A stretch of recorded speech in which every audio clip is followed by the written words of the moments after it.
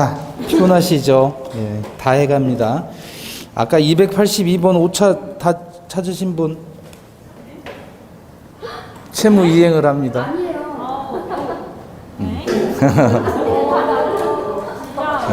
그냥 교수님이랑 점심한번 축하드려요. 예.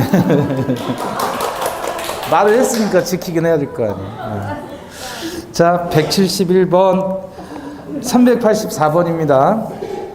매도인이 공급한 기계가 매도인의 카탈로그와 검사 성적서에 의해서 보증한 일정한 품질과 성능을 갖추지 못한 경우에 그 기계에 하자가 있다고 보아야 한다. 그럴까요? 그래요? 이게 뭐냐면 이제 밀링 머신인데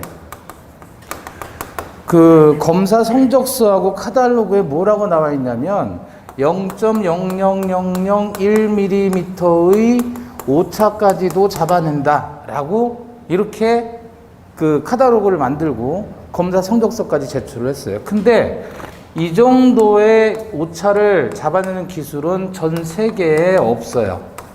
세계에 이런 정도의 기술이 없단 말이에요. 그래도 기계에 하자가 있는 것일까요? 네? 네, 하자가 있다라고 보는 거예요. 하자가 있다. 담보 물건, 하자 담보 책임에서 물건에 하자가 있다 그랬을 때 하자의 기준이 뭐냐 그랬을 때 이제 법원은 단순하게 검사 성적서하고 그 다음에 카탈로그하고 근데 카탈로그에 좀 과대 광고 같은 거 할 수도 있지 않나요? 그렇지 않아요? 우리는 흔한 사기의 시대에 살고 있어요. 그죠? 아니, 사실상 생각해봐요. 그러면, 자동차 있잖아요. 자동차. 네? 자동차 하는데 리터당 예를 들어서 8km 간다. 라고 해서 이렇게 딱 붙여놓잖아요. 근데 실제로 그래요? 아니잖아요. 이건 특정한 조건 하에서만 이렇게 나오는 거고 실제로는 5km밖에 안 나가는 경우도 많단 말이에요. 그쵸? 그래 놓고 에너지 효율 등급 1, 2, 3, 4 해가지고 탁 붙여놓잖아요. 그죠? 그 사기 아니에요, 그러면? 이것도 기계에 하자가 있다고 봐야 되지 않아요? 어때요? 이건 아닌 거예요? 이건 대기업 제품이고 중소기업 제품이라서 그래요? 저는 그렇게 이해하는 거예요. 그래서 별로 좋은 판례는 아니다. 어쨌든 기계에 하자가 있다고 보는 거예요. 그래서 공부하기 편하게 이렇게 생각하시라고요. 대법원은 대기업 편이다, 중소기업 편이다. 그렇죠. 그러니까 우리 과도한 백화점 위약벌 사건도 사유질서 위반이다는 거예요? 아니라는 거예요? 법원은 대기업 편이다 이렇게 생각하면 편하잖아요. 문제 풀기가. 그러면 대기업 편이다? 아니다? 대기업 편이다. 그러니까 백화점 위약벌이 과도해도 사유질서 위반이 아니라는 거잖아요. 그죠? 그렇게 기억하시란 말이에요. 그래서 요거는 그렇다면 기계에 하자가 있다고 보아야 한다. 이게 맞는 겁니다. 385번 경매 절차가 무효로 된 경우 채무자나 채권자의 담보 책임은 인정될 여지가 없다. 경매 절차가 무효가 되면요. 여기 봐봐요. 우리 권리의 하자가 있었고 그 다음에 물건의 하자가 있었잖아요. 물건의 하자는 매수인이 선이 무과실일 때 계약을 해지하거나 또는 손해배상을 청구할 수 있다. 해지하고 손해배상을 청구할 수 있다. 그건데 권리의 하자는 우리 전일수용담 그거 공부했잖아요. 그럼 이 권리의 하자나 물건의 하자가 경매에 적용되겠느냐 해서 물건의 하자는 경매에 적용되지 않습니다. 권리의 하자만 경매에 적용이 되는 거예요. 이해되시죠? 경매로 낙찰받은 부동산이 채무자 소유가 아니라 제3자 소유였다. 전부 타인의 권리에 경매가 되는 거예요. 이해되시죠? 그런데 경매 절차가 무효가 됐다면 담보 책임은 문제될 여지가 없죠. 386번 매매 목적물의 인도 전이라도 매수인이 대금을 완납하면 그 이후에 과실수지권은 매수인에게 귀속된다. 맞죠? 인도 전이라도 매수인이 대금을 완납했으면. 자, 넘겨보시고 387번 매도인이 근저당권 등기를 말소하지 못한 경우 매수인은 어느 경우에나 근저당권의 채권 최고액에 상당하는 금액을 거절할 수 있다. 이게 뭔 말이에요? 매도인이 근저당권 등기를 말소하지 않죠. 그럼 매수인은 어느 경우나 무조건 채권 최고액에 상당하는 금액을 거절하는 겁니까? 아니죠. 원칙적으로는 채권 최고액 범위 내에서 거절하는 게 당연하겠지만, 그죠? 만약에 피담보 채무액이 얼마인지 확인이 되었다면, 매수인이 모르는 경우에는 채권 최고액의 금액만큼을 거절할 수 있어요. 그러니까 매도인이 소유권을 이전을 해주는데 여기 저당권이 있더란 말이에요. 그럼 매수인의 입장에서는 당연히 저당권의 피담보 채무액, 그게 뭐야? 채권 최고액이죠. 최고액만큼은 얘가 지급을 뭐 할 수 있어요? 거절할 수 있다. 왜냐하면 저당권 말소와 소유권 이전이 매매 잔대금과 동시행 관계니까. 근데 문제는 채권 최고액이 예컨대 1억인데 실제 금액이 8천만 원이었다. 그러면 얘가 거절할 수 있는 건 요걸 확인을 했다면 요 금액이고, 확인이 안 돼 있다면 최고액만큼은 거절할 수 있겠죠. 그래서 언제나 채권 최고액만큼 거절한다는 표현은 틀렸고요. 마지막 줄 나와 있죠. 확인된 피담보 채무액에 한정된다. 따라서 채무액을 확인했다면 그 금액만큼만 거절할 수 있다는 겁니다. 388번 건물 기타 공작물의 임대차의 존속기간은 20년을 넘을 수 없다. 아니죠. 임대차와 관련해서 과거에 이 규정이 있었는데 이 규정이 헌법 위반으로 삭제됐어요. 그래서 지금 개정된 것하고 같습니다. 최장기간의 제한을 두지 않습니다. 389번 임차권 등기가 원인 없이 말소된 때에 임차인은 방해를 배제하기 위한 청구를 할 수 있다. 맞아요? 자, 이것을 채권, 임차권의 물권화 경향이다 이렇게 표현합니다. 물권화 됐다는 말은 임차권이 물권이라는 거예요? 물권이 아니라는 거예요? 물권은 아닌데 물권처럼 변질됐다 그거죠. 그래서 임차권은 채권인데 등기를 하잖아요. 그러면 얘는 물권처럼 뭐를 할 수 있어요? 방해, 배제, 청구권을 행사할 수 있다는 거예요. 그러면 대항요건 갖췄으면 어떠냐? 그렇더라도 마찬가지입니다. 그래서 임차권은 물권화 돼가고 있다. 그래서 임차권 등기가 원인 없이 말소되면 임차인은 물권자는 아니지만 물권화 되었기 때문에 방해, 배제, 청구를 할 수 있습니다. 390번 건물 임차인이 임대차 관계 종료 시에 건물을 원상복구 나왔죠. 원상복구 나면 무슨 뜻이라 그랬죠? 비용상환을 포기하겠다. 비용상환 청구권을 포기하는 특약입니다. 따라서 임차인은 유치권 주장할 수 없죠. 391번 임차인이 임차 건물을 증개축 기타 필요한 시설을 하되 임대인에게 투입 비용의 변상이나 일체의 권리 주장을 포기하기로 특약했다면 이는 임차인이 임차 건물 반환 시에 비용 상환 청구 등 일체의 권리를 포기하는 대신 원상복구 의무도 부담하지 않는다는 내용을 포함하는 약정으로 볼 것이라는 게 판례입니다.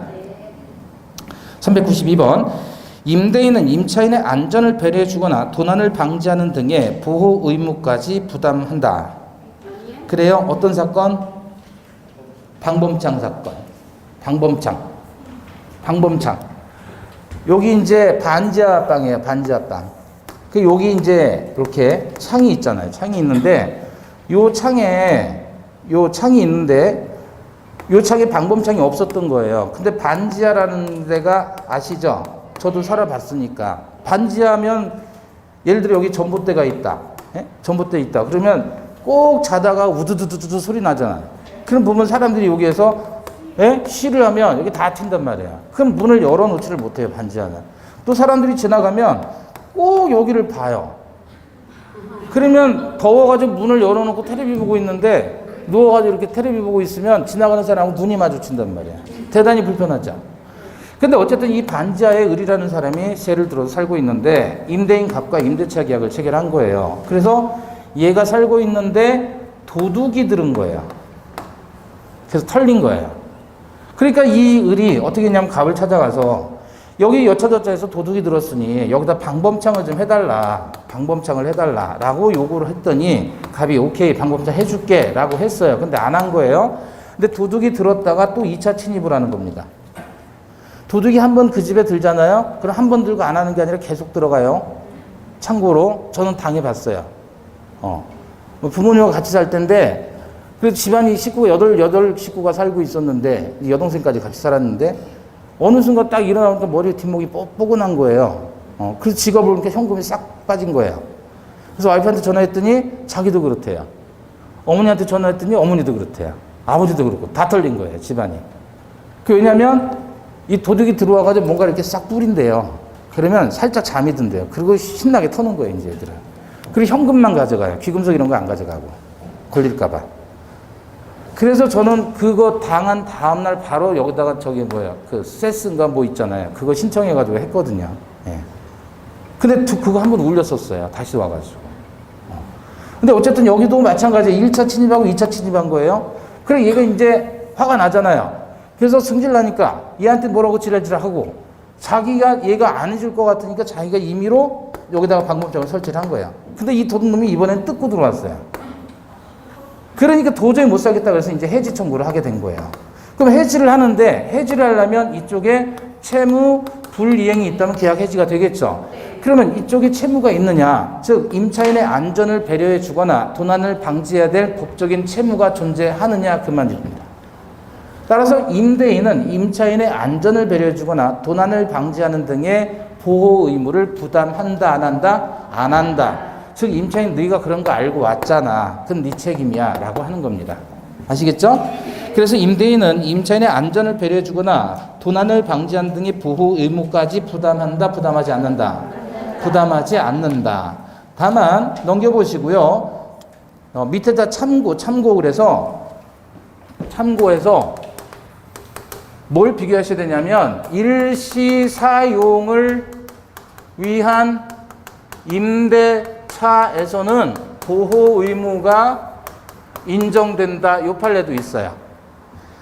전제 조건은 뭐예요? 일시 사용을 위한 임대차예요. 이게 뭐냐면 숙박시설인데 숙박시설 객실이 불이 나가지고 손님이 죽은 사안이에요. 이때는 보호 의무 인정합니다. 손님은 임차인이잖아요. 그죠? 그 숙박시설은 일시 사용을 위한 임대차고, 그래서 여기서 손님이 사망했다면 이때는 임대인의 보호 의무 인정해 줍니다. 자, 393번. 임대인의 수선 의무는 임의 규정이므로 모든 경우 수선은 임차인이 부담하도록 특약했다면 임대인의 수선 의무는 언제나 면제된다. 그래요? 자, 일단 수선 의무는 임대인 부담이에요? 임차인 부담이에요? 임대인. 수선 의무는 누구 부담이에요? 임대인 부담이에요. 우리 PC방 한번 생각해 볼까요? PC방? 저는 가본 적이 없어요. 전 게임 한 번도 해본 적이 없어가지고 PC방을 아예 가지를 않았어요. 옛날부터.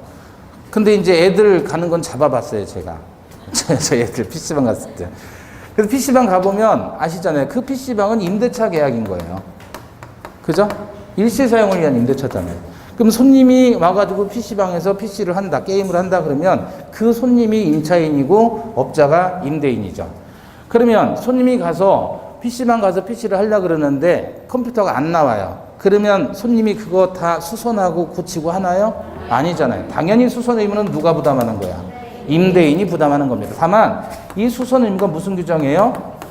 임의 규정이에요. 임의 규정. 따라서 수선 의무 면제 특약이 가능하죠. 소위 이제 국제장 여관 사건이라고, 국제장 여관이에요.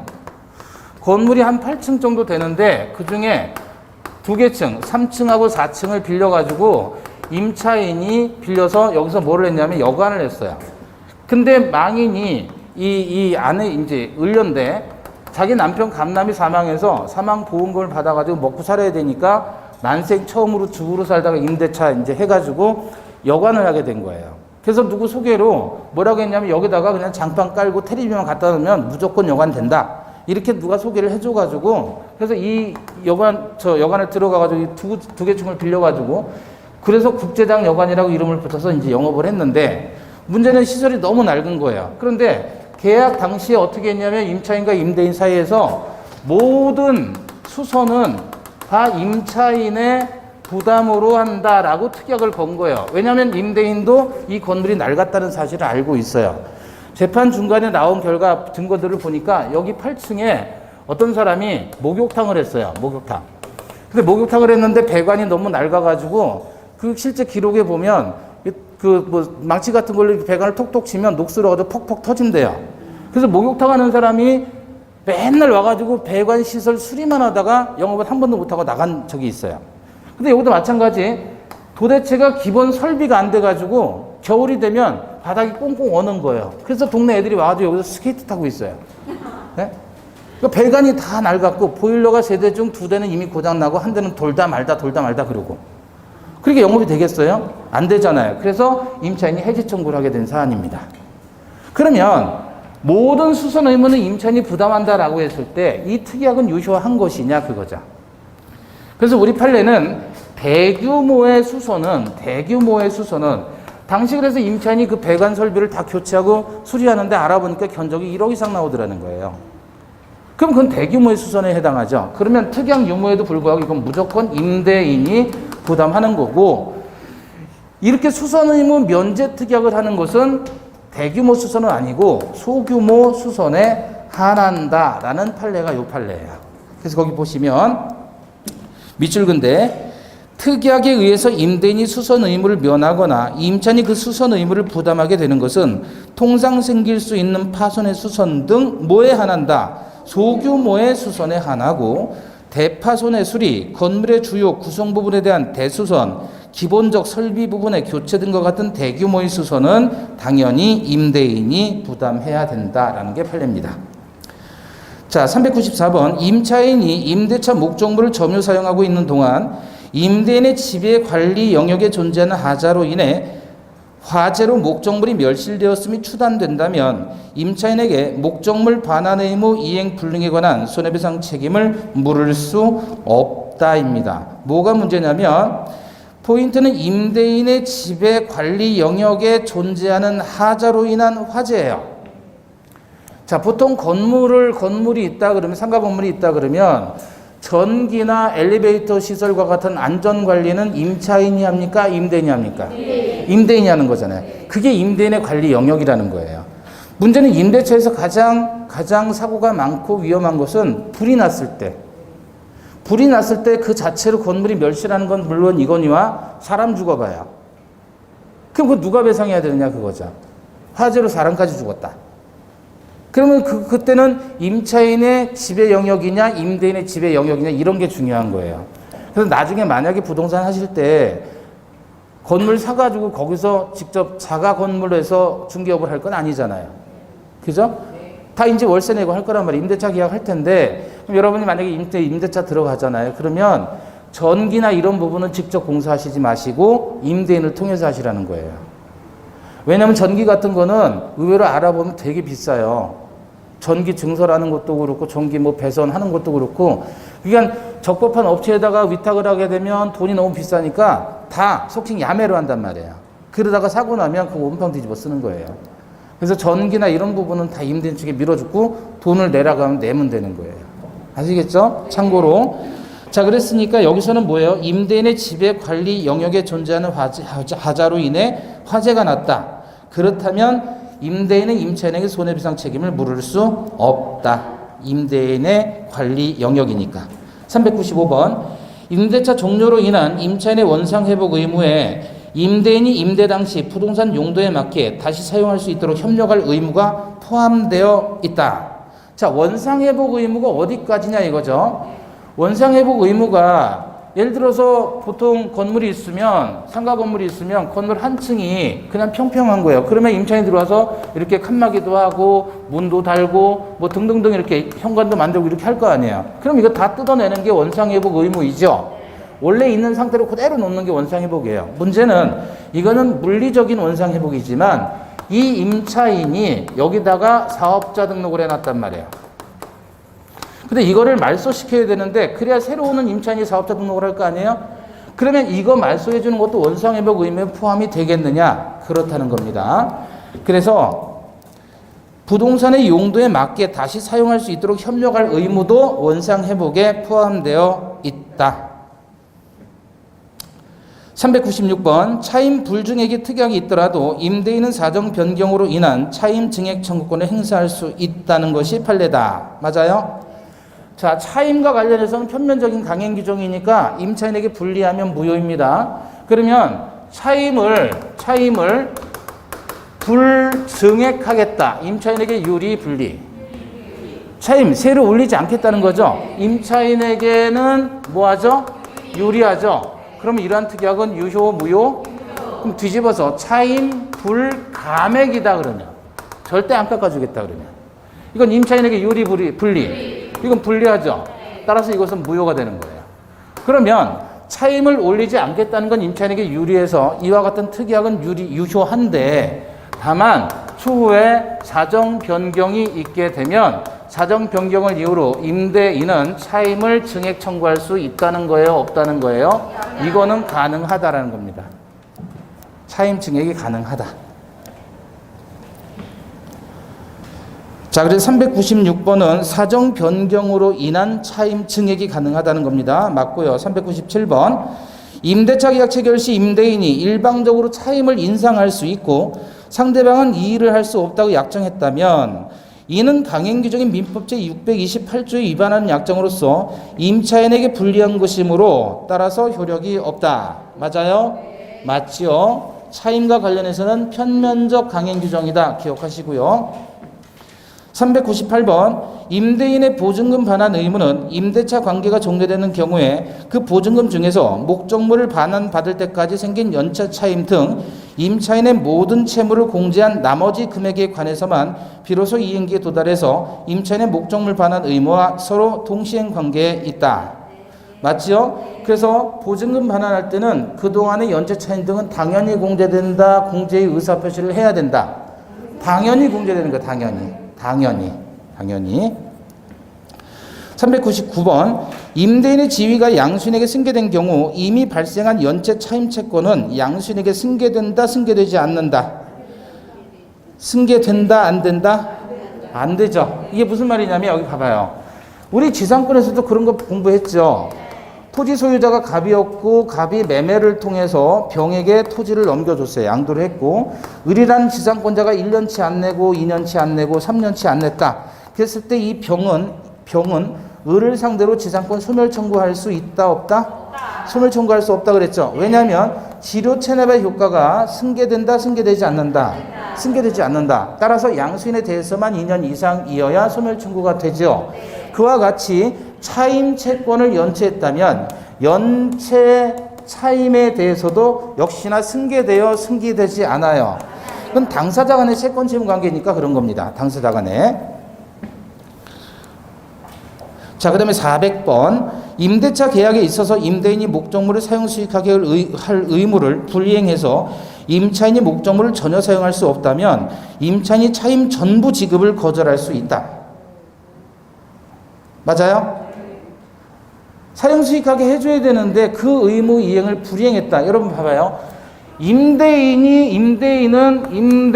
뭐를 해줘야 되죠? 물건을 사용하고 수익할 수 있도록 해줘야 되죠. 거기에 대한 대가로서 차임을 주는 거잖아요. 그죠? 근데 사용 수익할 수 있는 부분이 하나도 없어요. 그러면 당연히 전액 지급을 거절하는 겁니다. 당연히. 그럼 뒤집어서 이렇게 된 이 건물인데 건물의 일부가 멸실이 돼요. 그러면 뭐 사용하는 요 부분은 사용하지 못하는 거니까 요 부분의 비율만큼 차임도 당연히 감액될까요? 당연 감액이 안 될까요?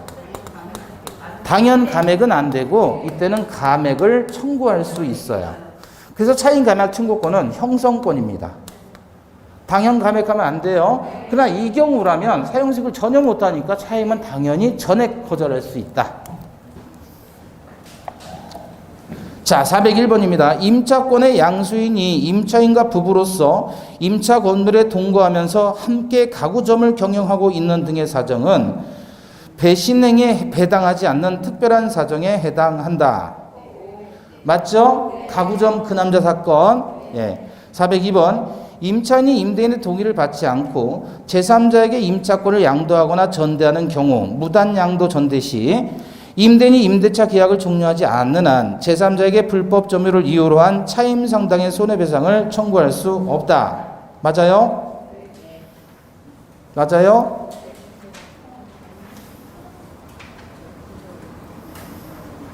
자, 여기 봐봐요.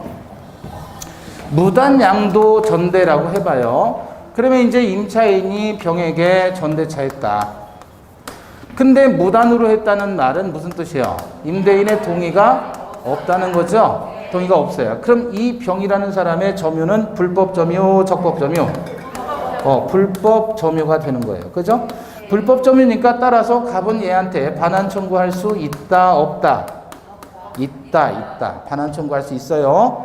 자, 그런데 해지권이 발생하잖아요. 얘한테. 물론 무단 양도나 전대가 배신행위가 아니라면 해지권 제한되는데 하여튼 배신행위에 해당한다면 해지권이 발생한단 말이에요. 그러면 해지 전과 해지 후는 어떻게 다르냐면 해지 전에는 갑과 을서의 계약 관계가 유지되는 거죠. 그러니까 해지 전에는 갑은 병을 상대로 손해배상 청구할 수 있어요, 없어요? 없죠. 을로부터 차임을 받으니까. 그러면 해지 전에 갑이 병을 상대로 반환 청구할 수 있어요, 없어요? 있다는 거예요, 불법점이니까. 반환 청구할 수 있는데 이때는 누가 반환받는 거예요? 을이 반환받는 거예요. 다음에 해지한 다음에 갑은 병을 상대로 손해배상 청구할 수 있어요, 없어요? 이 해지한 다음이라면 이제 예로부터 차임을 못 받는 거죠. 해지됐으니까. 그러니까 얘는 차임상태에서 손해가 발생했으니까 병에게 손해배상 청구할 수 있는 거예요. 그러면 해지한 다음에 갑은 병에게 반환 청구할 수 있다, 없다?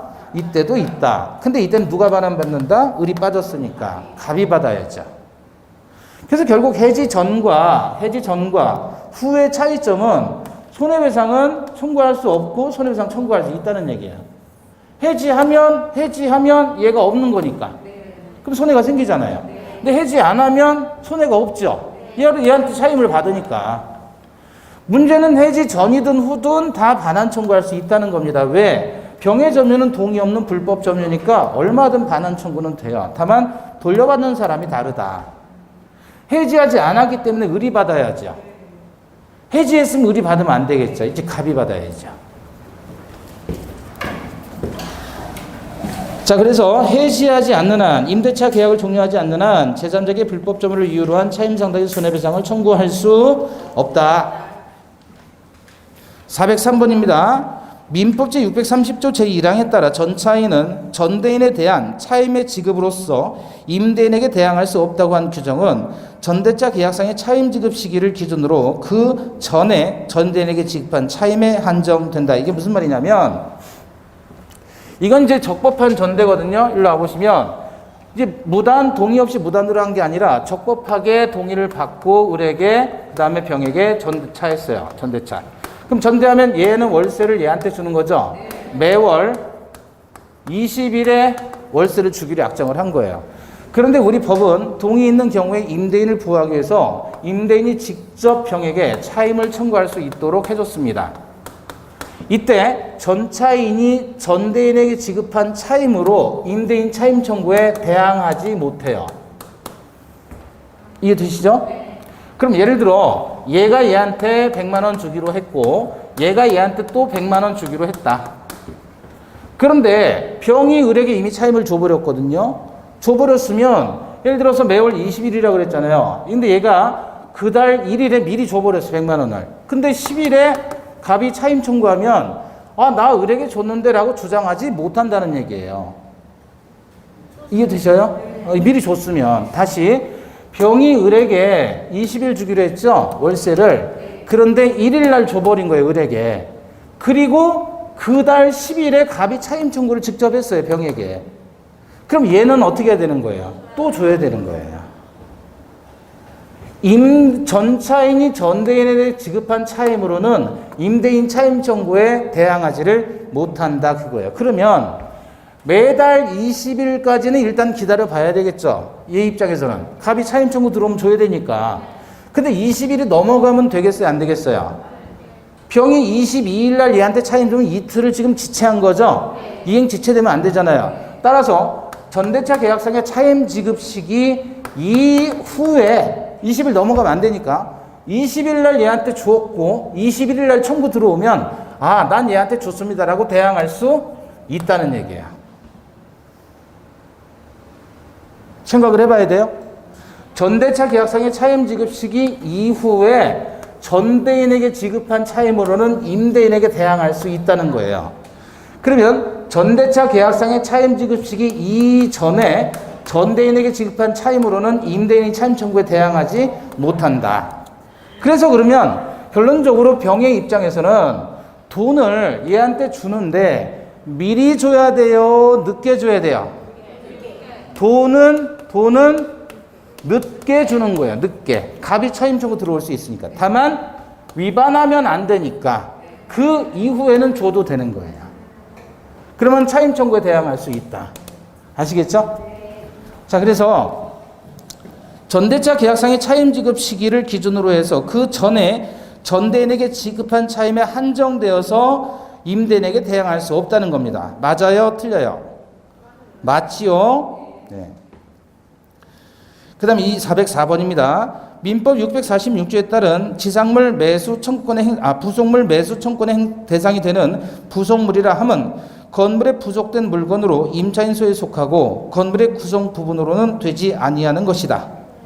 맞죠?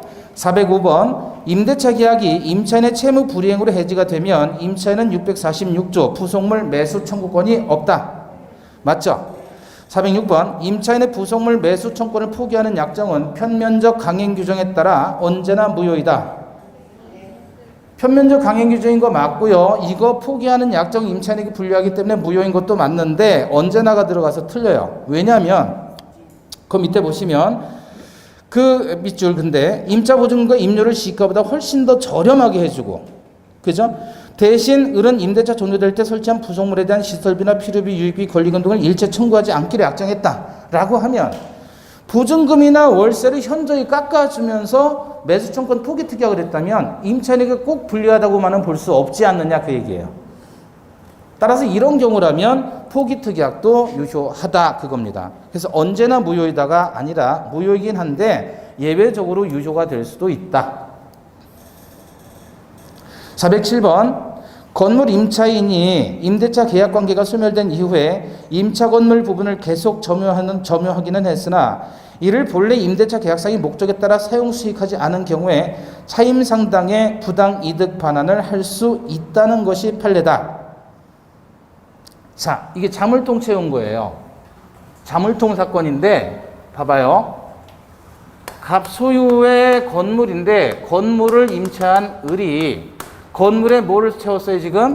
이렇게 자물통 채우고 건물을 원래 용법대로 사용하지 않았다는 거예요. 네? 그렇다면 건물에 자물통 채웠으면 원래 용법대로 사용하지 않았다면 얘는 차임 상당의 부당 이득을 반환한다, 갑에게 반환하지 않는다. 반환하지 않아도 됩니다. 실질적인 사용 이익이 없기 때문에. 그런데 갑 소유 토지인데 토지 임대차에서 을이 건물을 지었어요. 을이 건물을 지었고 땅을 빌린 거예요. 토지 임대차에서. 근데 얘가 여기서 음식점을 하다가 역시 자물통 채우고 영업을 하지 않아요. 그럼 갑에게 차임 상당의 부당 이득 반환한다, 안 한다? 이때는 반환해야 된다는 게 판례예요. 왜냐하면 건물의 영업을 안 했지만 이건 토지 임대차고 토지 임대차에서는 건물을 뭐 하는 게 소유하는 게 대지를 점유하는 것이기 때문에 건물 소유권 포기하지 않는 이상은 실질적인 이익이 있는 겁니다. 그런데 건물 임대차에서는 토지 임대차가 아니라 건물 임대차에서는 자물통 채워서 사용하지 않았다면 실질적인 이익이 없기 때문에 따라서 차임 상당의 부당이득 반환 의무가 없다. 그겁니다. 두 개 구별하세요. 자, 그래서 부당이득 반환 청구할 수 있다, 없다? 없다. 네. 자, 잠시 쉬었다가 볼게요. 너무 주무셔가지고 안 되겠네.